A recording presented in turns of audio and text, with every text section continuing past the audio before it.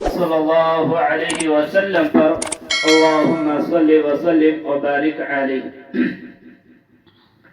معزز خواتین اسلام، آج کے اس پروگرام میں جو موضوع لے کر میں بیٹھا ہوں وہ ہے رمضان کے تعلق سے استقبال رمضان۔ رمضان میں مجھے اور آپ کو کیا کرنا چاہیے؟ یہ رمضان ہمارے لیے کیا ہے؟ انشاءاللہ ان باتوں کو میں آپ کے درمیان رکھنے کی کوشش کروں گا۔ اس سے قبل اللہ رب العالمین سے دعا کرتا ہوں کہ اے الہ الامین، جو کچھ باتیں اس پروگرام کے درمیان ہوں گی، اے اللہ تو سب سے پہلے ہمیں اس پروگرام میں کی جانے والی تمام باتوں پر غور کرنے کی توفیق عطا فرما، غور سے سننے کی توفیق عطا فرما، اور سننے کے بعد سمجھنے کے بعد مجھے اور آپ کو ان باتوں پر عمل پیرا ہونے کی توفیق عطا فرما۔ معزز خواتین اسلام، ہم جانتے ہیں کہ مسلمانوں کے لیے رمضان کا مہینہ ایک بہت بڑی اللہ رب العالمین کی جانب سے مسلمانوں کے لیے ایک نعمت ہے۔ ویسے اللہ رب العالمین کی بے شمار نعمتیں ہیں، اگر ہم اللہ کی نعمتوں کو گننا چاہیں وَإِن تَعُدُّوا نِعْمَةَ اللَّهِ لَا تُحْصُوهَا، تو ہم اللہ کی نعمتوں کو گن نہیں سکتے۔ انہی نعمتوں میں سے ایک بڑی نعمت، ایک عظیم نعمت رمضان کا مہینہ ہے۔ یہ رمضان کا مہینہ ہمارے لیے اتنا بڑا معزز مہینہ ہے کہ یہ ہم سے ہمارے گناہوں کو مٹانے کے لیے آتا ہے۔ یہ رمضان کا مہینہ ہمیں اپنے رب کے قریب کرنے کے لیے آتا ہے۔ یہ رمضان کا مہینہ ہمیں جہنم سے نجات دلوانے کے لیے آتا ہے۔ یہ رمضان کا مہینہ ہمیں جنت کے قریب کر دیتا ہے۔ یہ رمضان کا مہینہ بڑی نعمتوں والا مہینہ ہے، اور اس مہینے کو ماہ برکت بھی کہا جاتا ہے۔ یعنی اس مہینے میں اللہ رب العالمین اپنی بے شمار برکتیں نازل کرتا ہے بنسبت دوسرے مہینوں کے۔ اس مہینے کو ماہ رحمت بھی کہا جاتا ہے۔ یعنی اللہ رب العالمین اس مہینے میں ہر روز ہر رات اپنے بندوں پر بہت زیادہ مہربان ہوتا ہے، بہت زیادہ رحم کرتا ہے بنسبت دوسرے مہینوں کے، اسی لیے اس کو ماہ رحمت بھی کہا گیا۔ رمضان کے مہینے کو ماہ دعا بھی کہا گیا ہے۔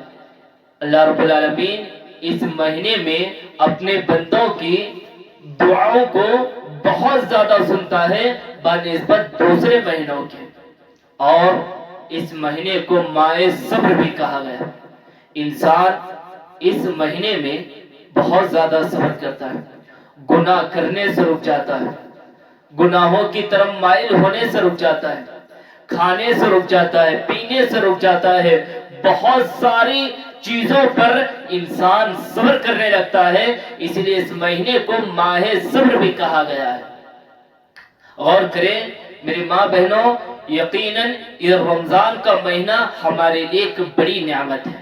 ہمیں کرنا کیا ہے؟ ہمیں اس نعمت کی قدر کرنا ہے۔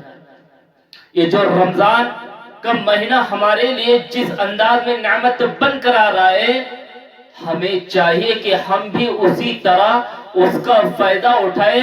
جو رمضان میں جو احکامات ہمارے لیے ہیں، ان تمام احکامات کو انجام دینے کی کوشش کریں۔ دیکھیے اللہ رب العالمین نے رمضان کی فضیلت بتائی کہ رمضان کا مہینہ وہ مہینہ ہے جس میں قرآن کو نازل کیا گیا۔ سورہ بقرہ کی آیت اٹھائیے، اللہ تعالیٰ فرماتا ہے شہر رمضان الذی انزل فیہ القرآن هدى للناس وبینات من الہدى والفرقان۔ اے نبی لوگوں سے کہہ دو شہر رمضان الذی انزل فیہ القرآن، لوگوں رمضان کا مہینہ وہ مہینہ ہے جس میں قرآن کو نازل کیا گیا، جس میں قرآن کو اتارا گیا ہے۔ میری ماں بہنوں، رمضان میں قرآن کو اتارنے کا مطلب کیا ہے؟ یعنی یہ بتایا جا رہا ہے کہ لوگوں، یہ رمضان کا مہینہ صرف روزہ رکھنے کا مہینہ نہیں ہے، بلکہ تمہیں رمضان میں نمازیں بھی پڑھنا ہے اور روزے بھی تمہیں رکھنے ہیں، اور اس کے ساتھ ساتھ بھی تمہیں قرآن کی تلاوت کرنا ہے۔ رمضان میں تمہیں قرآن کو کثرت سے پڑھنا ہے۔ میری ماں بہنوں، ذرا تصور کیجئے، آج ہمارے گھروں میں قرآن تو ہے، آج ہماری الماریوں میں قرآن تو موجود ہے، مگر ہم میں سے آج کوئی اس کی تلاوت کرنے کے لیے تیار نہیں۔ ہم باتوں کے لیے بیٹھ جاتے ہیں، دو دو تین تین گھنٹے ہم باتیں کرتے ہیں، مگر ہم میں سے کسی کو یہ توفیق نہیں ہے کہ چلو ایک 10-15 منٹ ہم نکال کر قرآن پڑھ لیتے ہیں۔ آج ہر کسی کے گھر میں قرآن ہے، لوگوں نے صرف گھر میں الماریوں میں قرآن رکھنے کو رسم بنا لیا ہے، آج اس کو ایک رواج بنا لیا ہے۔ شادی کی جاتی ہے، نکاح میں قرآن اٹھا کر دے دیا جاتا ہے، مگر جیسے یہ قرآن لاتے ہیں ہم اسے اپنے گھروں کی الماری میں رکھ کر اسے زینت بنا دیتے ہیں۔ میری ماں بہنوں، یہ قرآن سجانے کے لیے نہیں ہے بلکہ قرآن پڑھنے کے لیے ہے۔ غور کریں، قرآن اتنی بڑی عظیم کتاب، اور جو اللہ رب العالمین نے اس آیت کے اندر بتایا کہ یہ قرآن رمضان کے مہینے میں بتائے گئے، نازل کیا گیا ہے، یعنی یہ میسج دیا جا رہا ہے کہ اللہ کے بندو، یہ قرآن تمہیں رمضان میں بکثرت دوسرے مہینوں کے زیادہ تمہیں اس رمضان میں پڑھنا ہے۔ پیارے نبی صلی اللہ علیہ وسلم کے بارے میں آتا ہے کہ اللہ کے نبی ہر رمضان میں ایک مرتبہ اپنے قرآن کو ختم کر دیتے تھے، ہر رمضان میں۔ اور جب آپ کی وفات کا سال آیا، جس سال آپ وفات کر گئے، اپنی زندگی کے آخری رمضان میں اللہ کے نبی نے 2 مرتبہ قرآن کو مکمل کیا، 2 مرتبہ قرآن کو ختم کیا۔ غور کرے میری ماں بہنوں، اللہ کے نبی کا جب اس پر عمل ہے تو میرا اور آپ کو، مجھے اور آپ کو چاہیے کہ ہم بھی نبی کی اس سنت پر عمل کرنے کی کوشش کریں۔ حضرت امام مالک رحمہ اللہ کے بارے میں آتا ہے، جو اپنے طلباء کو پورے سال مسجد نبی میں بیٹھ کر اپنے طلباء کو حدیث کا درس دیتے ہیں، حدیث اپنے طلباء کو پڑھایا کرتے تھے، مگر جیسے رمضان کا مہینہ آتا ہے، امام مالک رحمہ اللہ حدیث کی کتاب بند کر دیتے ہیں اور کہتے ہیں کہ میں رمضان کے مہینے میں حدیث نہیں پڑھاؤں گا، بلکہ یہ رمضان کا مہینہ قرآن پڑھنے کا مہینہ ہے، میں اس مہینے میں زیادہ سے زیادہ قرآن پڑھوں گا، زیادہ سے زیادہ میں قرآن کی تلاوت کروں گا۔ تو میری ماں بہنوں، رمضان کی ہمیں قدر کس طرح کرنا ہے؟ یہ رمضان کا مہینہ صرف روزے رکھنے کا نہیں بلکہ قرآن پڑھنے کا بھی مہینہ ہے۔ زیادہ سے زیادہ اس مہینے میں قرآن کی تلاوت کرنے کی کوشش کرو۔ 5 منٹ 10 منٹ ہر نماز کے بعد صرف 1 یا 2 صفحے پڑھ لو۔ اگر اس ترتیب کو اپنایا جائے، اگر کوئی ہم میں سے 15 لائن کی قرآن لے کر ہر روز ہر نماز کے بعد صرف 4 صفحے پڑھ لے تو انشاءاللہ پورے رمضان میں بڑی آسانی کے ساتھ اس کی ایک قرآن مکمل ہو جائے گی۔ اللہ سے دعا ہے کہ اللہ رب العالمین ہمیں اس عمل پر عمل پیرا ہونے کی توفیق عطا فرما۔ معزز خواتین اسلام، آپ رمضان کی فضیلت پر غور کریں۔ آج ہم میں سے بہت سارے لوگ یہ شکوہ کرتے ہیں، یہ ڈھیلے بہانے بنا دیتے ہیں کہ بھئی یہ گناہ مجھے جانے انجانے میں ہو گیا ہے، یہ گناہ شیطان کی طرف سے ہو گیا ہے، جبکہ رمضان کی فضیلت یہ ہے کہ جیسے رمضان آتا ہے اللہ تعالیٰ شیطانوں کو جگڑ دیتا ہے۔ نبی کی حدیث اٹھائیے، بڑی پیاری حدیث ہے۔ اللہ کے نبی فرماتے ہیں، لوگوں اذا دخل رمضان، لوگوں جب رمضان کا مہینہ داخل ہوتا ہے، جب رمضان کا مہینہ آتا ہے، وفتحت ابواب الجنہ، اللہ رب العالمین جنت کے تمام دروازے کھول دیتا ہے، وغلقت ابواب النار، اور اللہ رب العالمین جہنم کے سارے دروازے کو بند کر دیتا ہے، وصفدت الشیاطین، اور اللہ تعالی شیطانوں کو جگڑ دیتا ہے، شیطانوں کو جہنم میں جگڑ دیتا ہے۔ غور کریں، اس حدیث کے اندر بتایا جا رہا ہے کہ یہ رمضان کا مہینہ اتنی بڑی فضیلت والا مہینہ ہے کہ جیسے رمضان کا مہینہ آیا اللہ نے جنت کے دروازے کھول دیے، یعنی نعمتوں کے دروازے کھول دیے۔ اللہ کے بندو، یہ رمضان کا مہینہ نعمتوں کا مہینہ ہے، تمہیں جتنی چاہے تم نعمتیں لے سکتے ہو، تم جتنی چاہے نعمتوں سے، میری نعمتوں سے فائدہ اٹھا سکتے ہو، اور ہم نے تمہارے اوپر آسانیاں کر دی۔ کیسے؟ وَغُلِّقَتْ أَبْوَابُ النَّارِ، ہم نے جہنم کے دروازوں کو بند کر دیا، یعنی جو گناہ کے جو دروازے ہیں، برائیوں کے جو دروازے ہیں، جو غلط کام کرنے کے جو بھی راستے ہیں، ہم نے ان تمام راستوں کو بند کر دیا۔ وَغُلِّقَتْ أَبْوَابُ النَّارِ وَصُفِّدَتِ الشَّيَاطِينُ، اللہ کے بندو، اور ہم نے جو تمہارے پیچھے شیطان ہے، جو تمہیں ورغلاتا ہے، جو تمہیں بہکاتا ہے، جو تمہیں گناہ کرنے پر مجبور کرتا ہے، غلط خیالات تمہارے ذہنوں میں لاتا ہے، ہم نے اس کو بھی جکڑ دیا ہے۔ اب تمہیں کوئی بہکانے والا نہیں ہے، تمہیں کوئی بھڑکانے والا نہیں ہے، تمہیں کوئی گناہوں کی طرف مائل کرنے والا نہیں ہے، گناہ کرنے پر مجبور کرنے والا نہیں ہے، یعنی تم رمضان کے مہینے میں آزاد ہو، تمہارے لیے آسانیاں ہے، تم جیسے چاہو اللہ کی نعمتوں سے فائدہ اٹھا سکتے ہو۔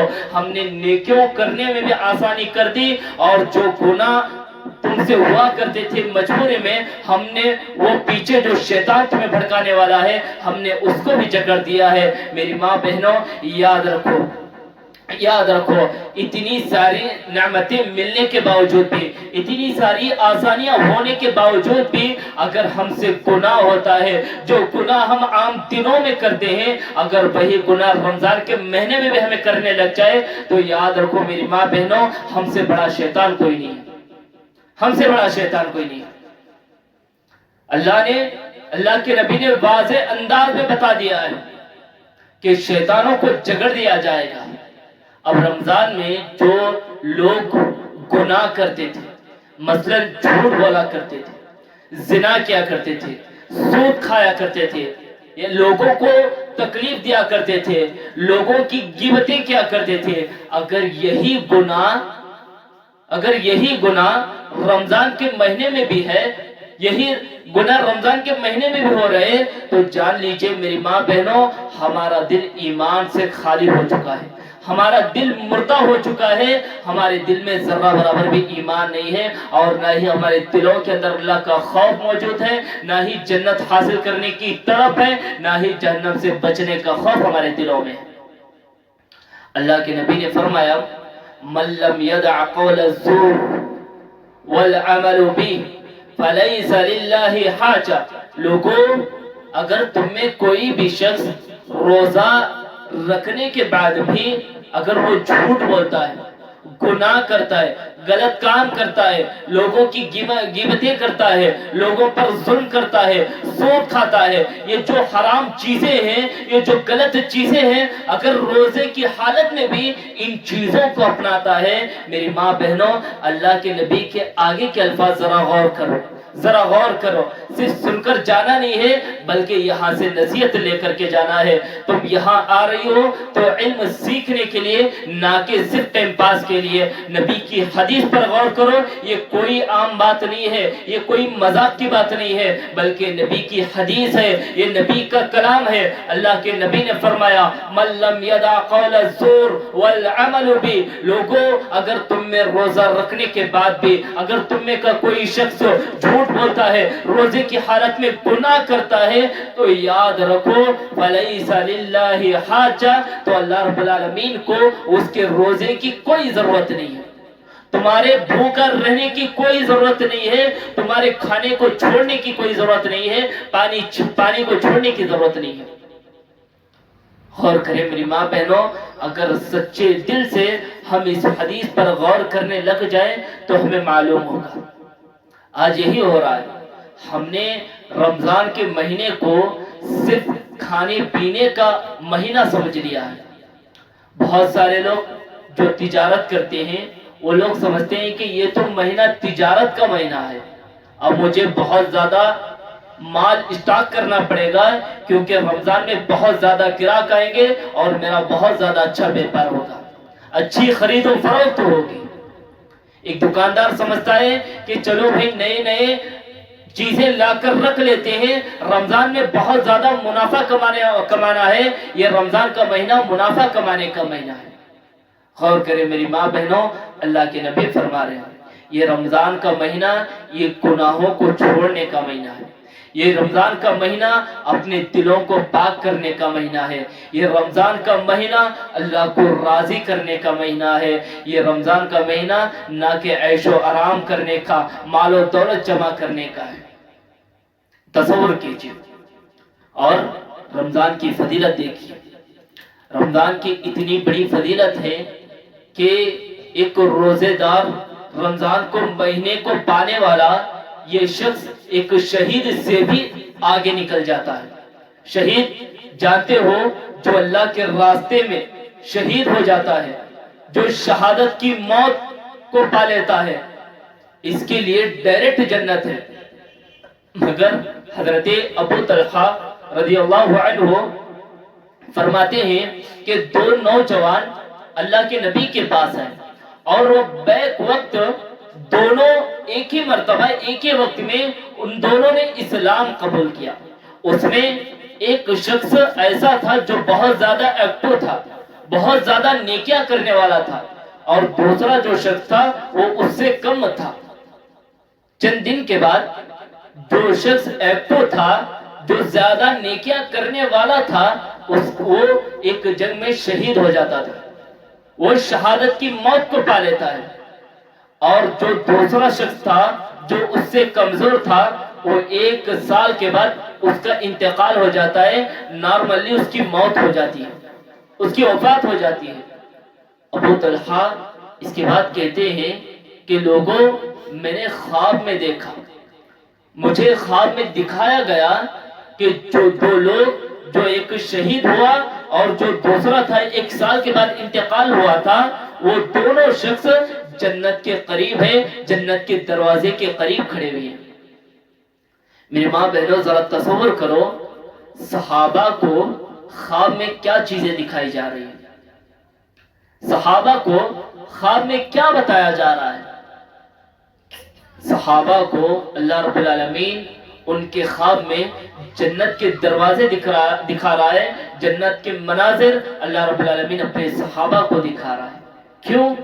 کیونکہ ان کا تعلق دنیا سے نہیں تھا, وہ دنیا کے حریص نہیں تھے. اگر صحابہ کسی چیز کے حریص تھے تو وہ جنت کے حریص تھے. وہ ہمیشہ اس فراق میں رہتے تھے کہ اللہ رب العالمین انہیں جہنم سے بچا لے اور جنت کا مستحق بنا دے, جنت کا حقدار بنا دے. وہ ہمیشہ یہی سوچا کرتے تھے کہ ہمیں جنت میں جانے کے لیے کون کون سے اعمال کو اپنانا ہے, کون کون سی نیکیاں ہمیں کرنا ہے, کون سے گناہوں کو ہمیں چھوڑنا ہے. بس یہی ان کا خیال تھا. مگر تصور کریں آج ہمارے خیالات کیا ہے. اگر ہمارے خیالات کا جائزہ لیا جائے, ہماری خوابوں کا جائزہ لیا جائے, تو ہمارے ذہن میں 24 گھنٹے یہی چیزیں گھومتی رہتی ہیں کہ مجھے مالدار کیسے بننا ہے, مجھے پیسہ کیسے جمع کرنا ہے, مجھے کیسی بڑی بلڈنگ بنانا ہے, مجھے کیسے بینک بیلنس جمع کرنا ہے, مجھے کیسے کار خریدنا ہے.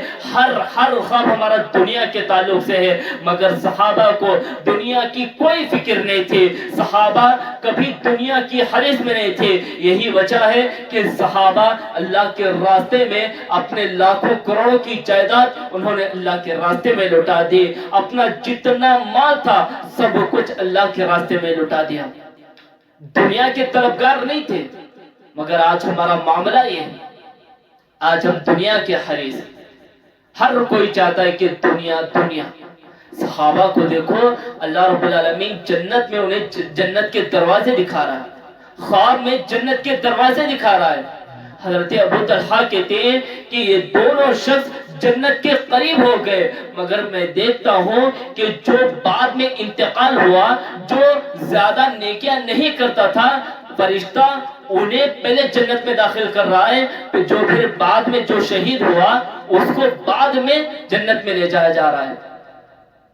ابو طلحہ کی آنکھ کھل جاتی ہے، سیدھا اللہ کے نبی کے پاس آئے، کہنے لگے اللہ کے نبی کیا ماجرا ہے؟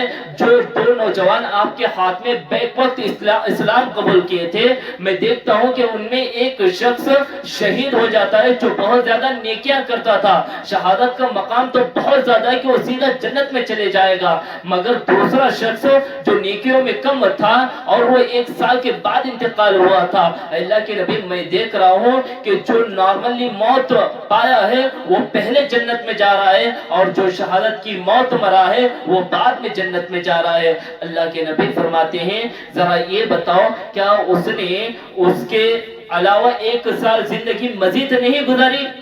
جو عام موت مرا ہے، جس کا انتقال ہوا ہے، کیا وہ جو شہید ہوا ہے اس سے 1 سال اس نے زیادہ زندگی نہیں گزاری؟ ابو طلحہ کہتے ہیں کہا اللہ کے نبی کہتے ہیں ذرا تصور کرو کہ وہ جو شہید ہوا ہے، شہادت کے بعد جو شخص بعد میں انتقال ہوا ہے، اس نے رمضان کے مہینے کو پایا ہے، اور رمضان میں اس نے ایسی عبادتیں کی، اللہ رب العالمین نے اس عبادتوں کے بدلے اللہ نے اس کے مقام کو اس شہید سے بھی زیادہ اس کے مقام کو اونچا کر دیا۔ تصور کریں میری ماں بہنوں، اگر ہم رمضان کے ہم نے صحیح نیکیوں کو پا لیا، ہم نے رمضان میں صحیح عبادتیں کر لی، تو ہمارا مقام ایک شہید جو شہادت کا مقام ہے اس سے بھی زیادہ اللہ رب العالمین ہمیں عطا کرے گا۔ اور اس کے بعد رمضان میں ہمیں روزہ رکھنا ہے۔ اب روزہ کس کو رکھنا ہے؟ سوال یہ عام طور سے بہت سارے لوگ سوال کرتے ہیں کہ روزہ کس کے اوپر فرض ہے؟ یاد رکھ لیجیے، روزہ اس شخص پر فرض ہے جو مسلمان ہو، عاقل ہو، بالغ ہو۔ اگر یہ چیزیں اس کے اندر ہیں، پہلی چیز اگر مسلمان ہے، دوسرا عاقل ہے یعنی عقل رکھنے والا، اور دوسرا بالغ ہے یعنی جب بلوغت کی عمر کو پہنچ جائے، اگر یہ تینوں چیزیں ہیں تو ایسے شخص پر روزہ رکھنا فرض ہے، واجب ہے، اس کے لیے کوئی عذر نہیں ہے۔ اب دیکھیے قرآن کیا کہتا ہے۔ اللہ تعالیٰ فرماتا ہے یا ایھا الذین آمنوا کتب علیکم الصیام، اے ایمان والو ہم نے تمہارے اوپر روزوں کو فرض کر دیا ہے، ہم نے تمہارے اوپر روزوں کو لکھ دیا ہے، کما کتب علی الذین من قبلکم لعلکم تتقون، اور تم میں کوئی یہ نہ سمجھے کہ یہ روزے صرف ہمارے اوپر کیوں فرض کر دیے گئے۔ اللہ رب العالمین فرما رہا ہے کما کتب علی الذین من قبلکم، اے لوگوں جو تم سے پہلے جو نبی آئے تھے، جو رسول آئے تھے، ہم نے ان کے اوپر بھی روزوں کو فرض کر دیا گیا تھا۔ یعنی یہ روزے صرف تمہارے اوپر ہی نہیں بلکہ تم سے پہلے جو امتیں آئی تھی ہم نے ان پر بھی روزوں کو فرض کر دیا گیا تھا۔ میری پیاری ماں بہنوں، اللہ رب العالمین آگے فرماتا ہے اے اللہ کے بندو ہم نے یہ روزے تمہارے اوپر کیوں فرض کر دیے گئے؟ لعلکم تتقون، شاید کہ تمہارے اندر تقوی پیدا ہو جائے، شاید کہ تمہارے اندر اللہ کا ڈر پیدا ہو جائے۔ میری ماں بہنوں اب یہ سوال پیدا ہوگا کہ روزہ رکھنے سے ہمیں ڈر کیسے پیدا ہوگا؟ میری ماں بہنوں اگر ہم اپنی زندگی میں پہلی مرتبہ روزہ رکھتے ہیں اور ہمیں روزے میں صبح سے لے کر شام تک بھوکا رہنا پڑتا ہے، نہ ہمیں کچھ کھانا پڑتا ہے نہ ہمیں کچھ پینا پڑتا ہے، صبح سے لے کر شام تک ہمیں بھوکے رہنا ہے۔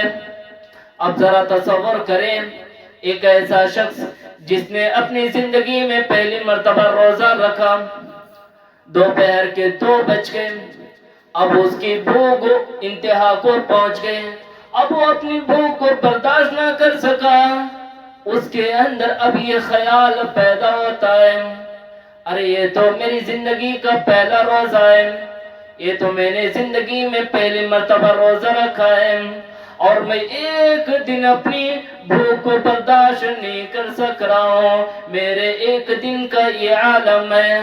لیکن جو میرا پڑوسی ہے، یہ جو روڈوں پر سڑکوں پر لوگ زندگی گزارتے ہیں، ان کے پاس تو کھانے پینے کے لیے کچھ نہیں ہوتا ہے، میرے ایک دن کا یہ عالم ہے۔ ارے یہ تو سال کے 12 مہینے اسی طریقے سے گزارتے ہیں، ان کے کھانے پینے کا عالم کیا ہوگا، ان کی زندگیوں کا عالم کیا ہوگا۔ میری ماں بہنوں، اللہ رب العالمین اس آیت کے اندر یہی بتا رہا ہے، لعلکم تتقون، شاید کہ تمہارے اندر تقوی پیدا ہو جائے۔ یعنی جب ہم بھوکے رہیں گے تو ہمیں معلوم چل جائے گا، جو لوگ بھوک میں جس تکلیف کو برداشت کرتے ہیں، اللہ رب العالمین ہمیں بھوک کے ذریعے وہ تکلیف محسوس کرائے گا۔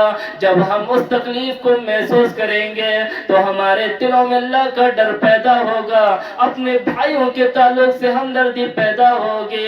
لعلکم تتقون، شاید کہ تم متقی بن جاؤ، شاید کہ تم نیکوکار بن جاؤ، شاید کہ تم اللہ کی عبادت کرنے والے، اللہ سے ڈرنے والے بن جاؤ۔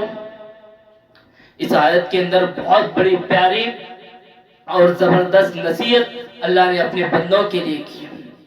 اس آیت کے اندر بتایا گیا کہ جو مصیبت تم جن لوگوں کو دیکھ کر نظر انداز کر دیتے ہو، ذرا تصور کرو وہ مصیبت اگر تمہارے پر آ جائے تب تمہیں احساس ہوگا۔ یعنی جب تک کوئی انسان خود ٹھوکر نہ کھائے اس وقت تک اسے اس چیز کا، اس تکلیف کا احساس ہونے والا نہیں۔ ہم سال کے 11 مہینے اچھی اچھی چیزیں تینوں وقت ہم کھاتے رہتے ہیں، مگر روڈوں پر نکل جائیے یا سڑکوں پر یا پڑوسیوں کو دیکھ لیجئے جن کے گھر میں کبھی کبھار چولہا جلتا ہے، کبھی کبھار کھانا پکتا ہے۔ بہت سارے لوگ ایسے ہیں اگر صبح کا ناشتہ کھا لے تو انہیں دوپہر کا معلوم نہیں ہے کہ اب ہمارے گھر میں دوپہر کو پکے گا بھی یا نہیں پکے گا۔ اللہ نے اس روزے کے ذریعے ہمارے اندر احساس پیدا کرانا چاہتا ہے کہ اللہ کے بندو جاؤ ذرا اللہ کی زمین پر تلاش کرو، کچھ تیرے علاوہ ایسے بھی بندے ہیں تو تینوں وقت اچھی اچھی غذائیں کھا رہا ہے، پی رہا ہے، مگر کچھ ایسے بندے ہیں جو بھوک سے لڑ رہے ہیں، جو بھوک سے بلبلا رہے ہیں۔ اللہ نے تجھے اتنا مال دیا ہے، تیری استطاعت میں تو اس کی مدد کر سکتا ہے، لہٰذا تجھے چاہیے کہ تو ان غریبوں کی، ان مسکینوں کی مدد کرے۔ اللہ تعالیٰ نے روزے کے ذریعے بتا دیا ہے۔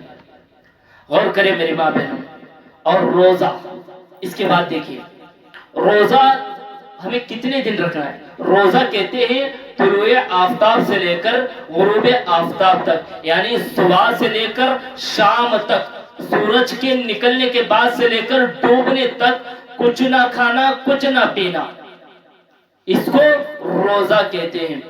اور روزہ یہ کتنے دن کے روزے اللہ نے آگے کی آیت میں بتا دیا، ایام معدودات۔ یہ روزے زیادہ دن کے روزے نہیں ہے، 2-3 مہینے کے روزے نہیں ہے، بلکہ گنتی کے چند دن، یعنی 29 یا 30 دن، 29 یا 30 ڈیز تمہیں روزہ رکھنا ہے، 29 یا 30 دن کے تمہیں روزے رکھنا ہے۔ اور غور کریں اسلام اتنا پیارا مذہب ہے، اتنا آسان مذہب ہے، شریعت نے ہر معاملے میں آسانی کی۔ آج بہت سارے لوگ اسلام پر اعتراض کرتے ہیں، ارے کیسا اسلام ہے جو مسلمانوں کو بہت ساری چیزوں میں جگڑ دیا ہے، جبکہ لوگ کہنے والے جاہل ہیں۔ جو اسلام کو پڑھ لے گا اسے خود بخود معلوم چل جائے گا اور اسے احساس ہو جائے گا کہ اسلام سے بڑا آسان دن کوئی اور مذہب نہیں، اسلام سے بڑا آسان مذہب کوئی اور مذہب نہیں ہے۔ اللہ نے روزے میں بھی آسانی کی، جیسے نماز میں اگر ہم کھڑے ہو کر نماز نہیں پڑھ سکتے تو اللہ کے نبی نے کہا کہ اسے چاہیے بیٹھ کر پڑھے، اگر بیٹھ کر بھی نہیں پڑھ سکتا ہے تو اسے چاہیے لیٹ کر پڑھے، اگر لیٹ کر بھی نہیں پڑھ سکتا ہے تو اسے چاہیے کہ اشاروں میں بھی پڑھے۔ اب روزے میں بھی چھوڑ دی گئی۔ اللہ تعالیٰ فرماتا ہے فَمَنْ كَانَ مِنْكُمْ مَرِيضًا أَوْ عَلَى سَفَرٍ فَعِدَّةٌ مِّنْ أَيَّامٍ أُخَرَ۔ اے لوگو اگر تم میں سے کوئی بیمار ہے، اگر تم میں سے کوئی مریض ہے، کسی کو بخار آ جائے، کسی کو زکام ہو جائے، کوئی ایسا بیمار اب اس کے اندر طاقت ہی نہیں ہے، بھوکا رہنے کی طاقت نہیں ہے، اب وہ بھوک کو برداشت نہیں کر سکتا ہے، تو قرآن کہتا ہے فَمَنْ كَانَ مِنْكُمْ مَرِيضًا، جو شخص بیمار ہو اسے چاہیے کہ وہ اس دن کا روزہ چھوڑ دے، پھر بعد میں رمضان جیسے ختم ہو جائے وہ جو چھوٹا ہوا روزہ ہے اس کو مکمل کر لے۔ یعنی جو شخص بیماری کی حالت میں ہے، اب بیمار ہے، وہ رہ نہیں سکتا ہے، روزے کو مکمل نہیں کر سکتا ہے، تو ایسے شخص کے لیے اسلام نے چھوٹ دی ہے کہ بھئی جو شخص سخت بیمار ہو، اب وہ بھوک کو برداشت نہیں کر سکتا، پانی پیے بغیر رہ نہیں سکتا، تو ایسے شخص کے لیے چھوٹ ہے کہ وہ اس دن کا روزہ چھوڑ سکتا ہے۔ اور دوسری چیز فَمَنْ كَانَ مِنْكُمْ مَرِيضًا أَوْ عَلَى سَفَرٍ، یا سفر میں ہو، جیسے بہت سارے لوگ سفر کرتے ہیں، یہاں سے 100-200 کلومیٹر دور اگر سفر کرنا ہو، اتنا سفر کہ جس میں انسان پیاس کو برداشت نہیں کر سکتا، بھوک کو برداشت نہیں کر سکتا، تو اسلام نے ایسے مسافر کے لیے بھی چھوڑ دی ہے کہ مسافر کو چاہیے کہ وہ اس دن کا روزہ چھوڑ دے، لیکن ہاں معاف نہیں ہے، روزہ معاف نہیں ہے۔ اتنا یاد رکھو، نماز عورتوں کے لیے کچھ مخصوص اوقات میں ان کے لیے نمازیں معاف ہے، اس وقت نماز نہیں پڑھ سکتی اور انہیں ان نمازوں کی قضا بھی نہیں کرنا ہے، مگر روزہ ایک ایسی عبادت ہے جو معاف نہیں ہے۔ کسی بھی حال میں ہر ایک کو، ہر مسلمان مرد، ہر مسلمان عورت پر روزہ واجب ہے، فرض ہے، کسی بھی حال میں روزہ رکھنا ہے، چاہے اگر بیمار ہو گئے سفر میں ہے اس دن کا چھوڑ دو، لیکن جیسے رمضان ختم ہو جائے، چھوٹے ہوئے روزے سال کے 11 مہینے میں تمہیں رہنا ہے، ان رمضان کے مہینے، رمضان کے روزوں کی گنتی کو تمہیں مکمل کرنا ہے۔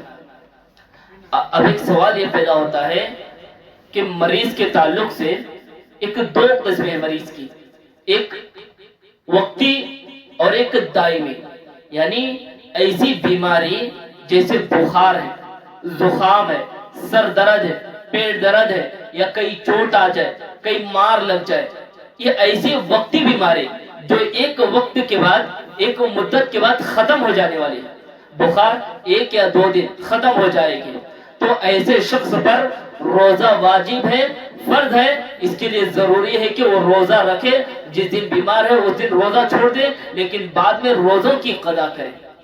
اب ایک ایسا شخص جس کو بیماری ہمیشہ کے لیے ہو، جیسے کینسر کی بیماری، شوگر کی بیماری، ڈائبٹیز کی بیماری اور بڑھاپے کی بیماری، ان کا علاج صرف موت ہے، ایسی بیماری جس کا علاج صرف موت ہے، تو اسلام نے، شریعت نے ان کے لیے چھوٹ دی ہے کہ بھئی ایسا شخص روزہ نہ رکھے، ایسا شخص روزہ نہ رکھے، لیکن ایسے چاہیے کہ وہ ہر روز ایک مسکین کو 2 وقت کھانا کھلائے، ہر روز ایک مسکین کو 2 وقت کھانا کھلانا ہے، روزہ معاف نہیں ہے، یا تو روزہ رکھنا ہے۔ اگر بیمار ہے، ایسی بیماری جس کا علاج صرف موت ہے، تو ایسے شخص کو چاہیے کہ وہ ہر روز ایک مسکین کو 2 وقت کھانا کھلائے۔ آپ چاہتے تو زیادہ بھی کھلا سکتے، لیکن کم سے کم ایک مسکین کو کھلانا ہے، روزہ معاف نہیں ہے۔ دیکھیے، روزے کی فضیلت پر آپ غور کیجیے، یہ روزہ ایسی عبادت ہے، اللہ کے نبی فرماتے ہیں کل عمل ابن آدم لہو الا الصوم، لوگوں، بندہ یہ جو روزہ رکھتا ہے، یہ روزہ میرے لیے رکھتا ہے، اور اللہ رب العالمین نے آگے فرمایا، حدیث قدسی ہے، لوگوں، بندہ روزہ میرے لیے رکھتا ہے، وَأَنَا أَجْزِي بِهِ، اور اس کی جزا، اس کا بدلہ بھی میں ہی دیتا ہوں۔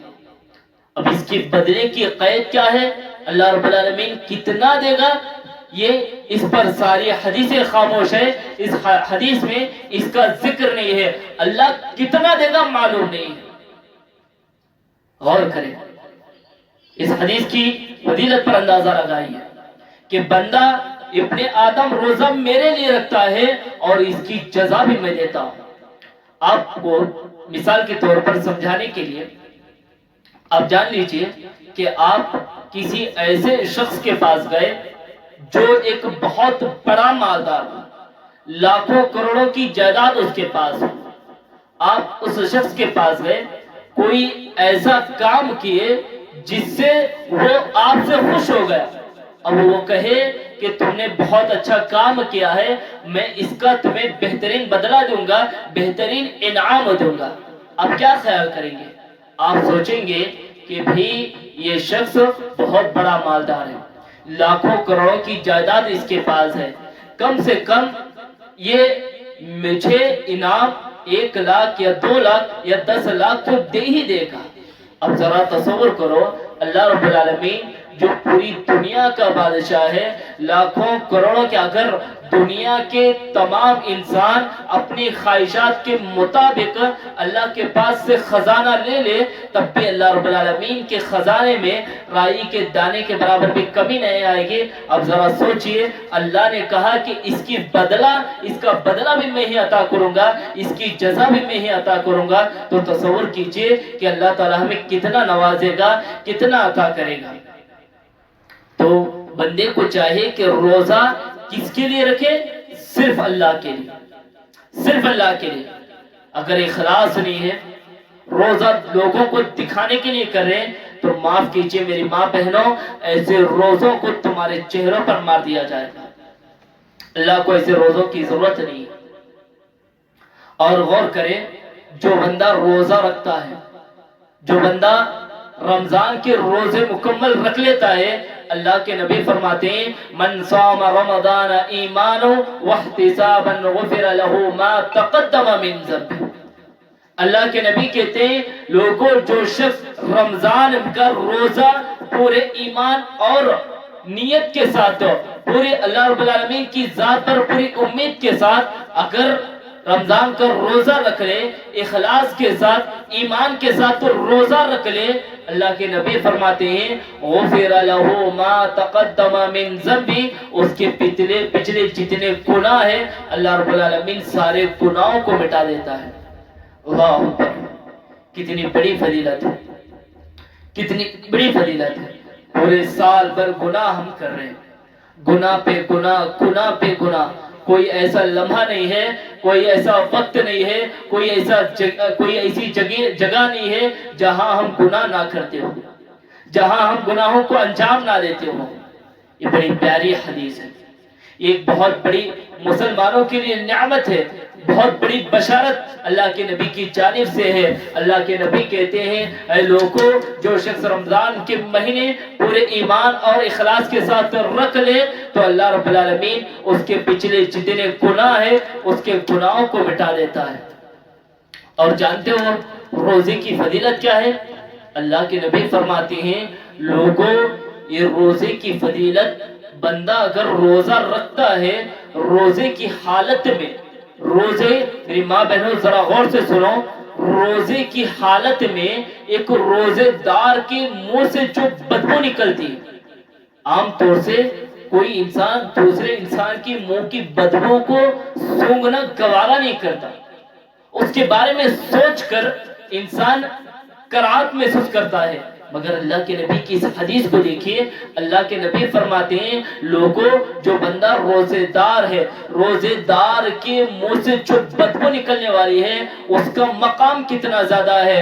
اللہ کے نبی فرماتے ہیں کہ روزے دار کے بندے سے نکلنے والے، روزے دار کے بندے کے منہ سے نکلنے والی بدبو اللہ کے نزدیک یہ مشک سے بھی زیادہ پسندیدہ ہے۔ مشک جانتے ہو ایک عطر ہے، یہ خوشبو ہے، اللہ کے نبی کہہ رہے ہیں اس سے بھی زیادہ پسندیدہ روزے دار کے بندے کی منہ سے نکلنے والی بدبو۔ غور کریں، جب روزے دار کے بندے کے منہ سے نکلنے والی بدبو کا اتنا اونچا مقام ہے تو اللہ کے نزدیک روزہ رکھنے والے کا مقام کیا ہوگا؟ روزہ رکھنے والوں کا مقام کیا ہوگا؟ باقاعدہ اللہ رب العالمین نے روزے داروں کے تعلق سے ایک جنت کا دروازہ ہی بنا دیا جسے باب الریان کے نام سے جاتا ہے، جس میں صرف روزے دار داخل ہوتے ہیں، صرف روزے دار۔ اور جو لوگ روزہ رکھتے ہیں روزے داروں کو فرشتوں کی دعائیں نصیب ہوتی ہیں۔ فرشتے کیا ہے؟ یہ معصوم عن الخطا ہے۔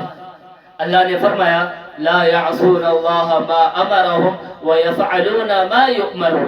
لوگوں، فرشتے وہ ہیں جو معصوم عن الخطا ہے، یہ اللہ کی کبھی بھی نافرمانی نہیں کرتے، بلکہ اللہ جو حکم دیتا ہے انہیں فرشتے اس حکم کو بجا لاتے ہیں، یہ اللہ کی کبھی بھی نافرمانی نہیں کرتے۔ ذرا تصور کرو، جو مخلوق تمام گناہوں سے پاک ہے، جو نور سے بنی ہے، تمام گناہوں سے پاک ہے، اگر ایسی مخلوق بندوں کے لیے دعا کرے تو کیا اللہ رب العالمین ان فرشتوں کی دعا کو قبول نہیں کرے گا؟ ضرور بھی ضرور قبول کرے گا۔ اور یہ فرشتے کن لوگوں کے لیے دعا کریں گے؟ جو بندے روزہ رکھنے والے ہیں ان کے لیے دعا کریں گے۔ اور کب تک دعا کریں گے؟ روزہ رکھنے کے بعد سے لے کر روزہ کھولنے تک، حتی یفطر، یہاں تک کہ وہ افطار نہ کر لے، اس وقت تک فرشتے ان بندوں کے حق میں دعا کرتے ہی رہتے ہیں۔ تصور کریں کتنی بڑی فضیلتیں حدیث کے اندر بتائی گئی۔ اور اسلاف کے بارے میں اگر ہم پڑھیں تو اسلاف کے اقوال کو بھی سنیے۔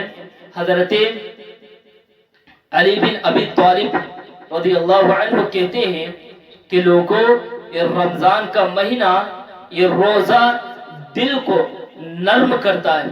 یہ جو رمضان میں روزے رکھے جاتے ہیں، اگر کوئی بندہ روزہ رکھ لے تو یہ روزہ انسان کے دل کو نرم کر دیتا ہے اور اس کے نفس کو، یعنی اس کی انا کو، اس کے تکبر کو، اس کے غرور کو توڑ دیتا ہے۔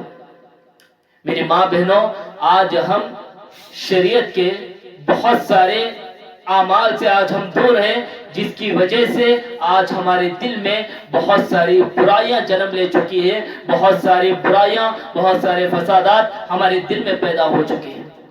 آج ہم میں سے کوئی کسی ایک کو، کسی دوسرے کو معاف کرنے کے لیے تیار نہیں۔ دلوں میں ایک دوسرے کے لیے نفرت، بغض، عداوت، حسد، یہ تمام برائیاں ہمارے دلوں میں جنم لے چکی ہیں۔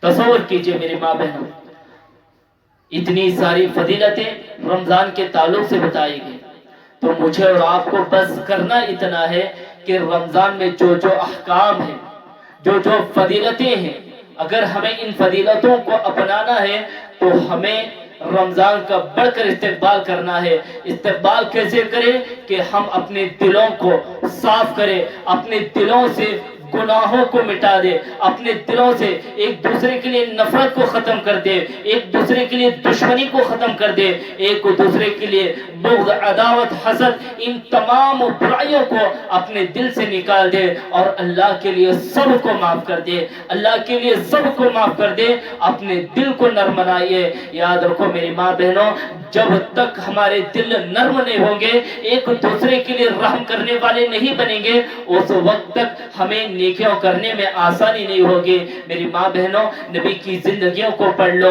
اللہ کے نبی کو کئی لوگوں نے کئی طرح کی تکلیفیں دی، مگر اللہ کے نبی نے کبھی بھی اپنی ذات کے لیے، کبھی بھی اللہ کے نبی نے کسی سے بدلہ نہیں لیا۔ تو میری ماں بہنوں، یہ تھا رمضان کے تعلق سے جو میں نے آپ کے سامنے رمضان کے تعلق سے بہت سارے احکامات، بہت ساری چیزیں میں نے آپ کے سامنے کھول کر بتائی ہے۔ لہذا اللہ رب العالمین سے دعا ہے کہ اے الہ الامین، ہمیں رمضان کی فضیلت کو جان کر سمجھ کر، اے اللہ تو ہمیں ان تمام چیزوں پر عمل پیرا ہونے کی توفیق عطا فرما۔ اے اللہ تو ہمیں ان تمام باتوں سے عبرت حاصل کرنے کی توفیق عطا فرما۔ اے اللہ تو سب سے پہلے مجھے ان باتوں پر عمل کرنے والا بنا، پھر سننے والوں کو ان تمام باتوں پر عمل پیرا ہونے کی توفیق عطا فرما۔ اے اللہ تو ہمیں رمضان آنے سے پہلے رمضان کی مکمل تیاری کرنے کی توفیق عطا فرما۔ اے اللہ تو ہمارے دلوں کو معاف فرما، اے اللہ تو ہمارے گناہوں کو معاف فرما، اے اللہ تو ہمارے دلوں میں یہ جو فساد، جو بغض، عداوت، حسد، یہ جتنی بھی قبیح صفات ہیں اللہ تو ان تمام صفات کو ہمارے دلوں سے نکال دے۔ اللہ ہم تجھ سے دعا کرتے ہیں کہ اللہ ہمیں جو کوئی بیمار ہے اللہ تو ہر ایک کو شفاء کاملہ عاجلہ عطا فرما۔ اللہ ہمیں جو کوئی قرض دار ہے اللہ تو ہر ایک کو قرض ادا کرنے کی توفیق عطا فرما۔ اللہ ہم تجھ سے دعا کرتے ہیں کہ اللہ تو ہمیں جب تک زندہ رکھ اسلام پر، ایمان پر، توحید پر، اور جب ہمارا خاتمہ بالخیر ہو، کلمہ لا الہ الا اللہ محمد الرسول اللہ پر ہو، وما علینا الا البلاغ، وآخر دعوانا ان الحمد للہ رب العالمین۔